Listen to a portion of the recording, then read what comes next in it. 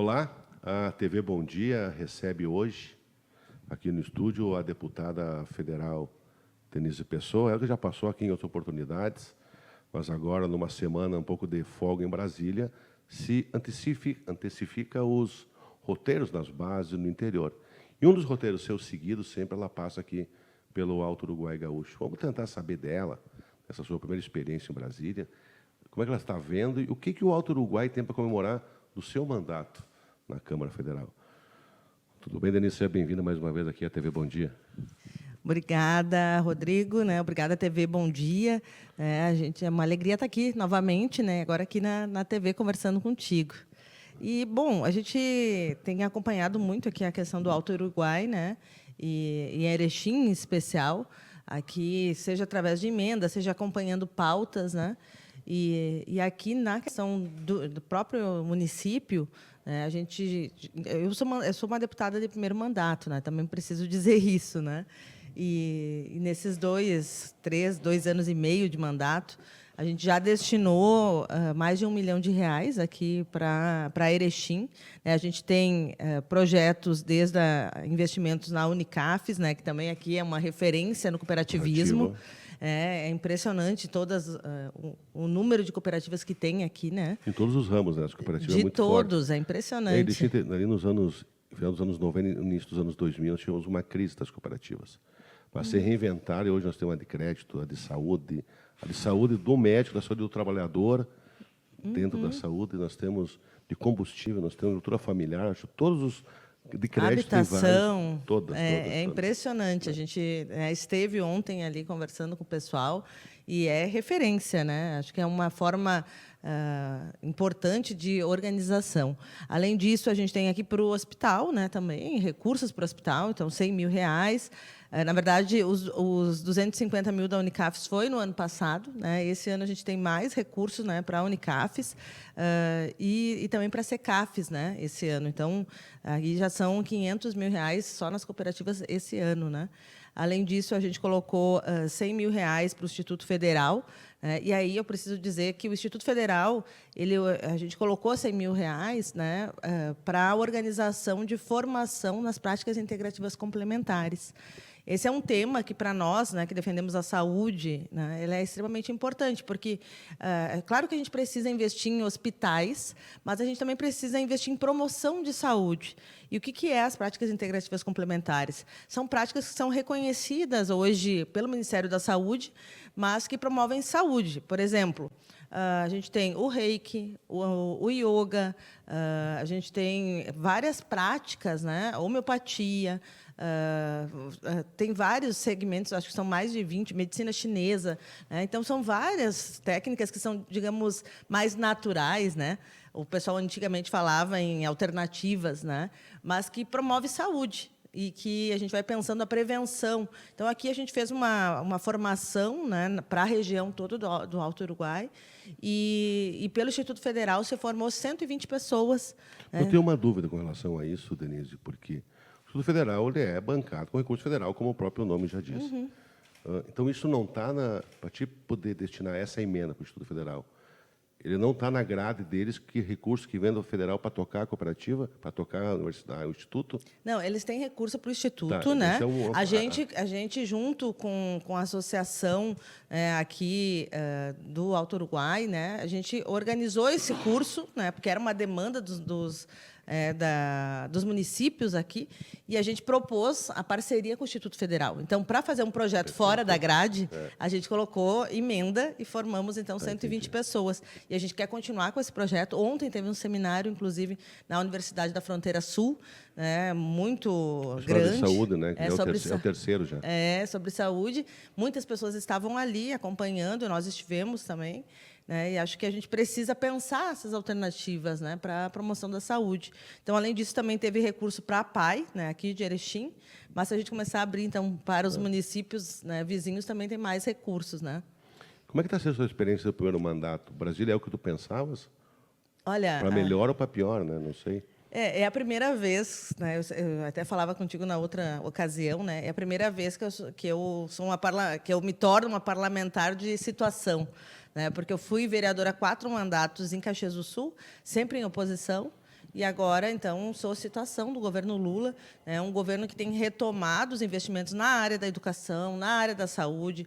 Né, a gente retomou o fortalecimento e a prioridade no SUS, né, que é algo que precisa ser dito. No governo anterior, tinha todo um desmonte, as universidades federais, os institutos federais não avançavam, não tinham recurso, e agora, né, a gente está conseguindo avançar. Então, eu vejo que ser deputada hoje do governo Lula, né, é também trazer essas demandas da base e ver que tem, né, a gente tem retorno. Obviamente, o Brasil é enorme, né, as demandas são gigantes, mas a gente ter um governo que está comprometido com quem mais precisa para nós é uma alegria. Né? A gente sabe que tem muitos desafios, né, para reestruturar o Brasil, mas o que a gente tem avançado, veja que o presidente Lula, né, apresentou agora, acho que tem uma pauta que é extremamente importante, que é a isenção de imposto de renda para quem ganha até R$5.000. Essa é uma proposta que vai dialogar com a grande massa da classe trabalhadora. Eu tenho dito... se espera que se compense com outro imposto, né? Esse é o desafio. Tu sente isso lá? Eu acho que essa é a grande pergunta. A proposta do presidente Lula, né, é tirar dos super salários, né, de quem ganha muito, dos super ricos, né, e compensar, então, e dar isenção para quem ganha menos. Então, o que é? É poucos que ganham muito, né, então, equilibrar, pagar mais imposto, para poder, né, liberar, então, os trabalhadores aí que ganham até R$5.000. Eu tenho dito que essa é o maior dissídio da classe trabalhadora, né? Porque isso é recurso que o trabalhador vai ter no bolso para gastar, para vai rodar investir, na economia, né? Isso aí, movimentar a economia. Então, é uma pauta extremamente importante. Nós estamos lá acompanhando, né, junto ao governo federal, e estamos bem confiantes, acreditamos que vai avançar. E tem todo o debate, né, também do fim da jornada 6x1, a redução de jornada de trabalho, que é um debate ainda que está, né, iniciando. Quer dizer, na verdade, já se fala há muitos anos, né, tem propostas há muitos anos, mas agora vai ter, acho que, grandes avanços aí para a gente construir essas alternativas. Um dos grandes desafios do governo federal nesse momento é a economia, né? Inflação alta, juros altos. O que vislumbra? Porque, se daqui a pouco esse é um grande projeto dos R$5.000 para o imposto de renda, mas se eu tiver uma inflação galopante, que chega lá na frente não vai me adiantar nada, eu vou comprar menos coisa que esse valor. Vou ter que ter esses R$5.000, não pagar o imposto de renda, para mim poder consumir aquilo que eu sempre consumi antes. Ele acaba não tendo efeito nenhum na prática, e tu ganhar uma qualidade de vida em cima, né? O que está sendo feito na economia que tu acompanhas no Brasil? O nosso ministro Haddad, ele tem se dedicado bastante, né? Está sempre tentando equilibrar, né, as contas, mas, infelizmente, a gente sabe que, quando se teve a decisão da autonomia do Banco Central, que foi uma decisão do governo Bolsonaro, isso é entregar, eu digo, o ouro para o bandido, né? Porque, se tem a autonomia do Banco Central, ele passa, né, a não pensar mais, não dirigir o Banco Central como uma política do governo federal. Então, tu tem uma autonomia que vai aumentando taxa Selic, que vai ser independentemente. Isso gera, desde endividamento do governo, né, porque cada mudança que tem, claro, isso impacta nas dívidas também do governo, né, a dívida pública, e isso é uma bola de neve. E aí tem que corta investimento em todos os programas do governo federal. Então, mas eu tenho bastante confiança, assim, no ministro Haddad, né? Claro que a ginástica é diária, né?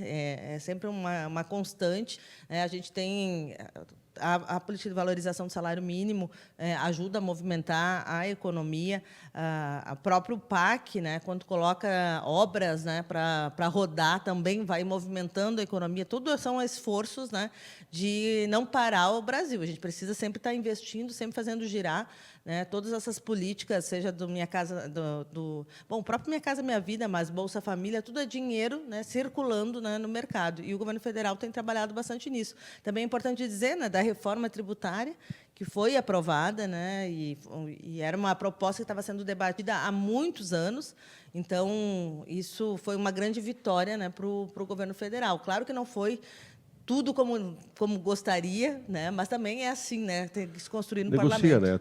Tu tem que ter uma base para discutir. Exato, tu né? fala um projeto a partir dele, agora vamos discutir. E houve discussões. Nós teremos todo um período de transição, que é importante até que muda contador, muda relação, muda município, muda tudo, né? Muda Isso é tudo. uma mudança bem drástica Muda com relação às tudo. contas públicas, né, para entender. Mas é importante. É. E, Denise, e outra coisa, agora parece passar rápido, né? O ano que vem temos eleições já, verdade. novamente eleições gerais. Tu está firme, vai à reeleição. Quer continuar em Brasília? Olha, eu vou te dizer que eu vejo que a gente tem ainda muito que contribuir, né? Claro que a gente já conseguiu bastante coisas, né? Como eu disse, uma deputada de primeiro mandato. Hoje eu estou presidindo a Comissão de Cultura. É a primeira vez que um parlamentar preside, gaúcho, né? Preside a Comissão de Cultura. E já chegar presidindo uma comissão no primeiro mandato também é algo, né? Inovador, talvez, né?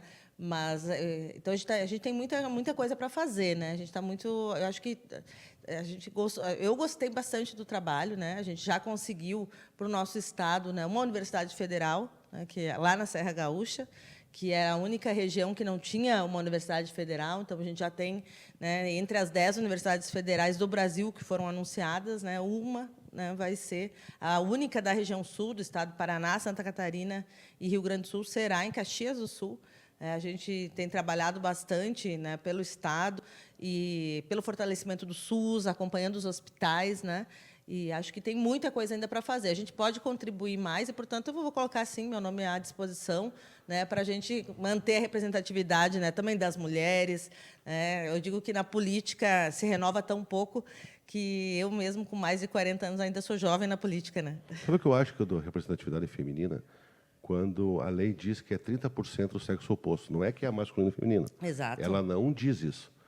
Agora, na minha leitura, por que não 30% das vagas não poderiam ser das mulheres? Olha, Isso seria o ideal. Aí tu ia ter 30%. eu voto em ti, Rodrigo. Assim. Essa é uma ideia que eu acho que, assim, ó, não só para preencher, a gente vê que muitos partidos usam essa lei, dão um dinheiro para uma mulher concorrer, normalmente pegam uma funcionária pública que mantém o seu salário e pode se afastar, coloca lá uma professora, coloca lá uma de carreira para concorrer, só para ter os 30% para garantir a cota dos 70% dos homens. Isso acontece hoje. Não, e tem muitos processos correndo no Brasil, isso e corre. Né? Então, daqui a pouco, uma evolução, se realmente quer essa representação, aqui 30% seria das mulheres nas vagas. Exatamente. Então, nós 513 deputados, nós teríamos quantos aqui? 30%? 160 mulheres teria. Rodrigo, temos a mesma posição, né? Eu digo só é importante que tu fale para os homens, né? Quem não vier aqui já fala isso, porque eu tenho a mesma posição, né? Eu entendo que e várias deputadas a gente tem que construir isso, mas no parlamento a gente tem resistência. E a gente está hoje mesmo discutindo a questão da reforma eleitoral para o próximo período, e esse é um ponto. A gente tem defendido, só que hoje, se a gente diz 30% das vagas a gente quer para as mulheres, a gente não consegue o apoio dos homens. A gente não, e são maioria dentro do parlamento. Então, a gente hoje tem... Alguém vai ficar de fora, né? Alguém vai ficar de fora. Claro, então a gente tem negociado, né? E a gente tem falado em regras de transição, digamos, 10%. Então, vamos começar com 10% das vagas, né? E ainda os 30% da cota. A gente tem tentado discutir. Essa é a pauta hoje das mulheres, né, lá no Congresso, entre o Senado e a Câmara dos Deputados, né, da gente avançar para as vagas, né, de fato, e não só vagas nas candidaturas, porque nas candidaturas ainda tem partidos que não garantem financiamento, que não garantem condições de eleição. Né? Então, a gente precisa, nos partidos que têm avançado na representatividade das mulheres, a cota é nas vagas, é nas cadeiras. Né? Ou é votação por lista, e aí é um homem e uma mulher, ou é cota nas vagas. Agora, se a gente continuar com cota só nas candidaturas, a gente vai demorar muito tempo para chegar em 50%, né, ter equiparidade aí dentro dos espaços de poder. O mês de maio é um mês emblemático para nós, gaúchos. Né? Nós completamos um ano da maior tragédia climática, não do Rio Grande do Sul, do país. Né? Tu, em Brasília, como é que tu acompanhou esse processo todo? A gente acompanhou, né, toda a questão do Ministério da Reconstrução, né, que foi, acho que um trabalho extremamente importante, né, do governo federal, que esteve aqui, que veio rapidamente dar respostas, né, e acelerou vários processos a nível nacional, né, para a gente conseguir dar retorno, né, dar condições para a gente poder, eu digo, respirar, porque naquele momento foi muito horrível, né, toda a situação que o Estado viveu.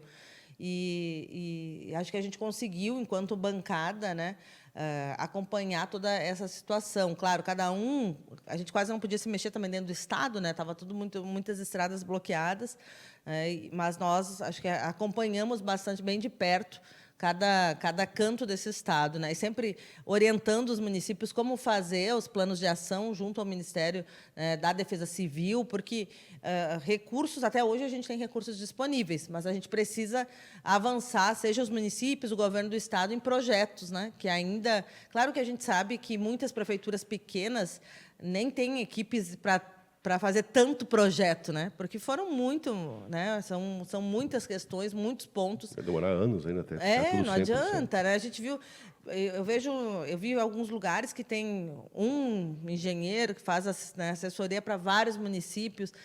Como é que vai fazer tanta projeto de estrada, de ponte, mas, né, eu acho que toda essa união, seja do governo federal, essa presença do governo federal ajudou, né, a gente avançar bastante aí em toda essa situação. Mas claro que a gente ainda tem vários desafios aí ainda pela frente, né?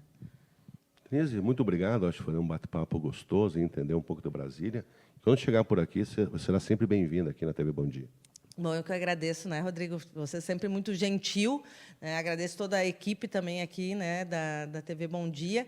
E colocar o nosso mandato à disposição, né? Quem puder nos acompanhar nas redes sociais, né? Denise Pessoa, lá no Facebook, né? No Instagram, Denise_Pessoa. O nosso mandato fica à disposição.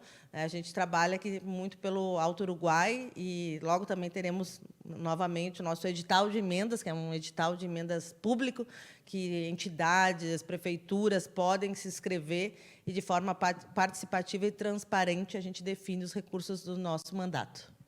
Obrigado. Então, conversamos com a deputada federal Denise Pessoa, ela que mantém uma agenda aqui no Alto Uruguai. Até.